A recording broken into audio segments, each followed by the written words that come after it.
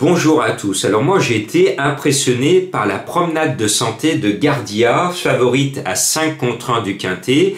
Et si vous avez vu la course, petite promenade de santé, on part tout doucement et on regarde à gauche, à droite et puis on se promène en queue de peloton et puis voilà, et puis on fait tout son parcours à 5 contre 1. En dernier, on vient et puis voilà, un bon petit parcours d'entraînement à 5 contre 1. Les fans qui étaient très nombreux du driver et qui ont écrasé d'argent le cheval ont été bien déçus, point de suspension. Bien, on va au grand galop sur l'un des plus compliqués quintets de l'hiver parce que ils ne sont plus que 15 au départ avec le forfait du 13, mais c'est des chevaux qu'on connaît bien, on prend les mêmes et on recommence, ce sont pratiquement toujours les mêmes, c'est jamais la même arrivée. Donc soit vous faites plouf plouf et au hasard ça peut marcher, les formules au hasard marchent, notamment la mesure et la méthode de Madame Colombo. Je vous rappelle que dans le passé, elle vous avait sorti Célestin qui avait gagné un quintet à Côte.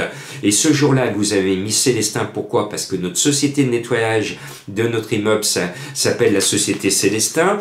Elle nous avait mis également Trou Tedesco le seul jour où il finit 3e à Côte d'un quintet. Elle l'avait vu parce que c'est un vrai allemand quand on traduit. Et puis, elle nous avait mis un autre cheval que l'on aime bien chez nous, Amis Soledad, le jour où il gagne à Côte son quintet, parce que Soledad était le nom de notre petit oiseau. Bon, eh bien, Madame Colombo, je lui fais confiance, c'est pour ça que j'ai fait l'entrée avec elle, parce qu'elle m'a soufflé vent contraire. Eh bien, vent contraire, le 5 qui a ruiné son entourage cette année, il n'y a pas d'avoine rentrée à l'écurie. Le cheval, 7e, 5e, 6e, 9e, on n'a pas gagné grand-chose et pourtant c'est un gagnant de quintet l'année dernière. Donc pourquoi pas, je me dis que ce cheval a tiré un bon numéro à la corde, le numéro 1, il va filer au poteau avec le moins de chemin parcouru, puisque s'il longe bien le rail, c'est lui qui ira au poteau, alors que les autres vont voyager à l'extérieur. Bon, ce numéro 5, c'est un coup de poker et c'est le cheval de Madame Colombo en tête de ma sélection. Et puis en bas de tableau, il y a des chevaux que je trouve très très bien câlinés par Monsieur le handicapeur. Notamment le 16 Koshenko, qui adore le sable, qui adore Deauville, mais qui adore encore plus, comme son entraîneur, Cannes-sur-Mer.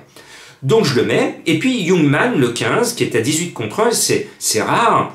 C'est Baron qui l'entraîne et qui le monte. C'est très rare. Bon, Youngman peut redorer son blason et gagner ses lettres de noblesse en figurant à l'arrivée de ce quintet. Ce numéro 15, c'est ma trouvaille à moi.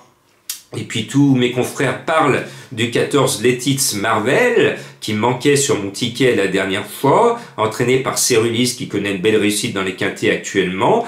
Bon, tout le monde en parle, le cheval est dans la forme de sa vie, ce 14, je le glisse dans ma sélection. Et puis le 9, Amboise, m'a plu les 2 dernières fois.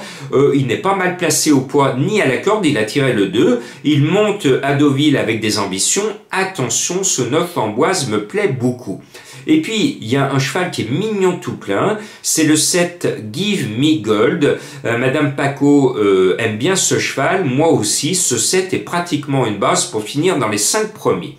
Et puis, en milieu de tableau, vous savez, j'ai un faible pour les chevaux de 3 ans à l'automne face aux vieux. Les 3 ans, quand vous regardez les derniers quintets de confrontation entre les 3 ans et les vieux, vous avez vu que 2 fois les 3 ans ont gagné. Ils ont fait un pied de nez aux vieux. Et donc, j'ai une certaine sensibilité sur ce numéro 10, Lomsongour Highland. Le cheval, elle a été très malheureuse 2 fois de suite, elle n'a jamais pu s'exprimer. Si cette fois elle voit le jour et si elle peut se déplacer avec une certaine forme d'aisance et si elle a la place suffisante, elle peut venir corser les rapports. Ce numéro 10, j'y crois.